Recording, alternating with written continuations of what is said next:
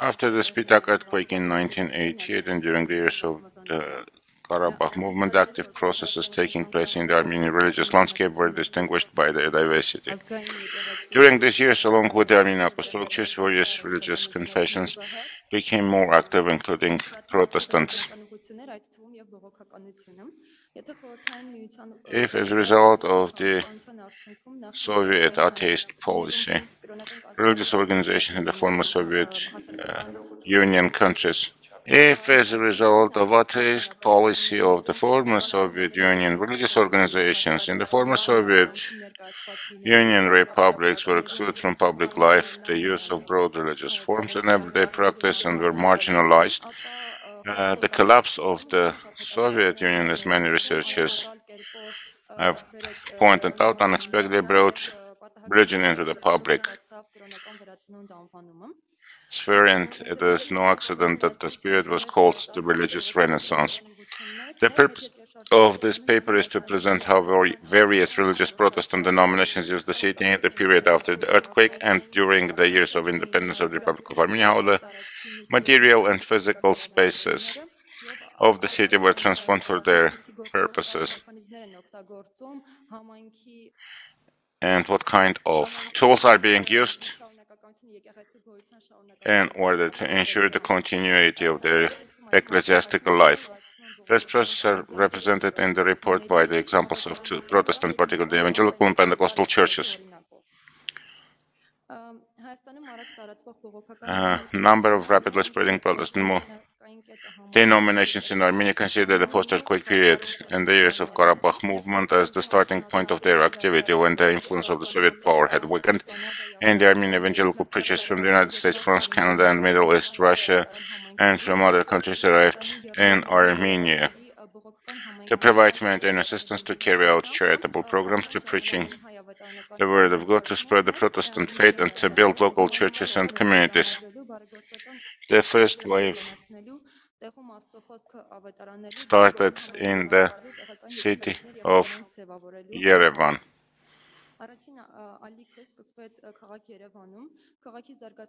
The city's well-developed infrastructure, physical and material space, population size, densely populated neighborhoods, and social diversity all contributed to religious preaching. The spread of Protestantism in general during this period can be roughly divided into three stages. The missionary or new church preaching phase. This is the missionary phase of building a community in temporary meeting places, and the phase of church building, construction, and the creation of a social networking system. The first one, the missionary or new church preaching stage. Pastors and preachers from the Armenian Protestant communities of the diaspora brought their experience and successful practices used in their countries of residence.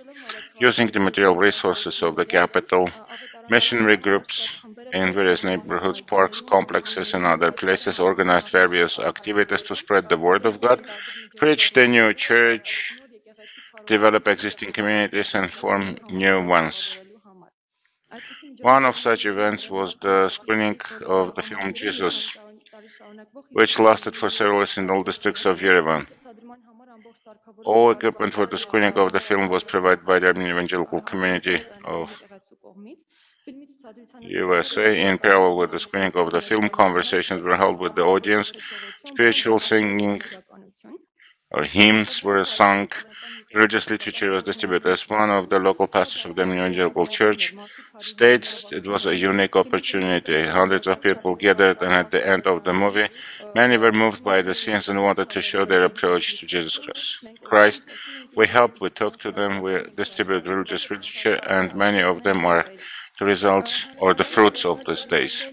Another example of public preaching is by the Pentecostals was the open-air testimony worship services, pastoral sermons, healing, spiritual singing, and prayers at the Paros Park, on the bicycle park in the territory of Kandemijan Sports and Consent Complex, Tokhmach Park, and elsewhere.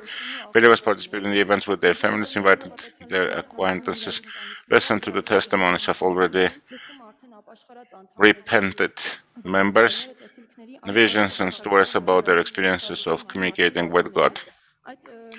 One of the women who took part in this event and later became a member of the church said that this was the first time she had heard praying in tongues, and I've quoted her. I went to the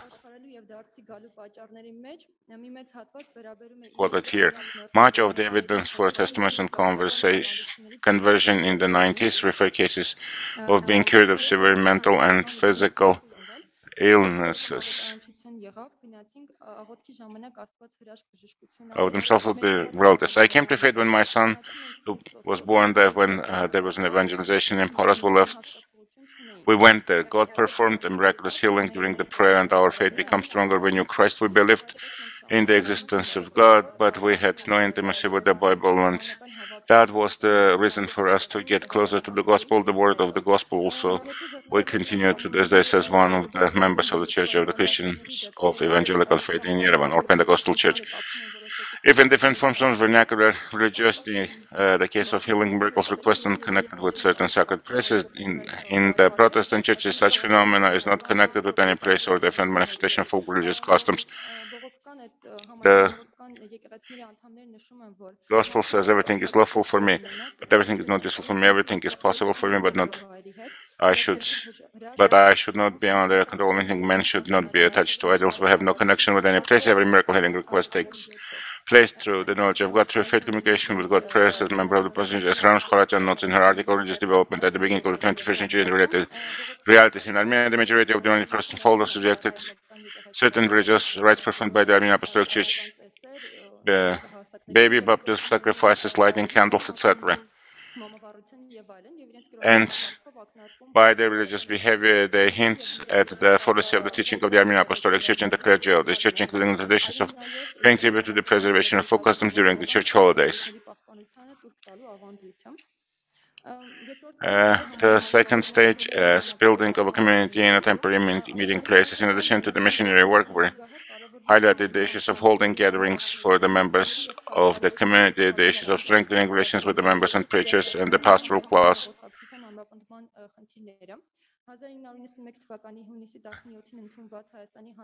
The law on freedom of conscience and religious organization adopted in 1991 on June 17, which legally safeguarded the freedom of consciousness and religion of citizens, defined the rights of religious organizations, regulated their property registration issues, clarified the field of relations between religious organizations and the state, allowed the religious organizations to receive state registration one after the other. The passage of the law and the state registration encouraged freedom of meetings, which, depending on the capacity of the church, took place either in home churches or in temporarily rented meeting places. Before our main church was built, we met twice a week. The first condition was that the community member himself or herself expressed a wish and invited us. And the second condition was that there were amenities in the house, a big living room so that we could fit in. This is what people say about the meetings in the 90s, people who have attended those worships in the 90s. During the meetings, the study of the gospel was important to care about this work. Study groups of 15 to 25 members were organized in community members' homes or meeting places in different districts, overseen by church-appointed officials or ministers. In addition to reading, discussions, interpretation of the various passages of the gospel, and singing religious hymns, there were discussions about the needs and problems of the members of the community, which on the one hand attributed to closer ties between the members of the community and promoted the institution of mutual assistance. Some researchers using the example of Catholic parishes show that social embeddedness is the strongest predictor of religious activities, including sharing faith, Bible study, group involvement, and mass attendance. It should be noted that there are some churches which, after the independence of Armenia, didn't have any home churches, such as Armenian Evangelical Church, which on July 1st, 1994 was registered by the state and had its meetings at Nicol du 122. then at the House of Architects and at the building of the Armenian Missionary Association. Until now, they are located at Bagramian 18, which is the church building of the Armenian Evangelical Church. The third phase of the church building construction and the creation of a social networking system. The third stage is the formation of the community, is the appearance of a church building dominating the physical space of the city and the building adjacent to it and being a means of preaching on a symbolic level. The presence of the church building brings it a clear system centralizing education of the community, the organization of entertainment, the holding of celebrations, the clarification of religious rights, as well as the distribution of roles and inter-church contacts, or ecclesiastical contacts. That is, building a church chapel means centralizing hierarchy, creating a hierarchy and institutionalizing religious practice. In addition, the church summarizes the first two stages described above, moving the sermon and the formation of the community inside the church building, unlike in the 1990s when churches were a new area using urban space and various street preaching media to gain recognition, visibility, and build community. This toolkit is not used today. Places where the Protestants used to hold mass rallies are now either privatized and owned by different persons or are under the control of the municipality, and permission from the city authorities required to hold mass rallies there. In other words, today field preaching is under territorial control because the territories themselves are controlled. The strengthening of the state control coincides and correlates with the institutional strengthening of the churches.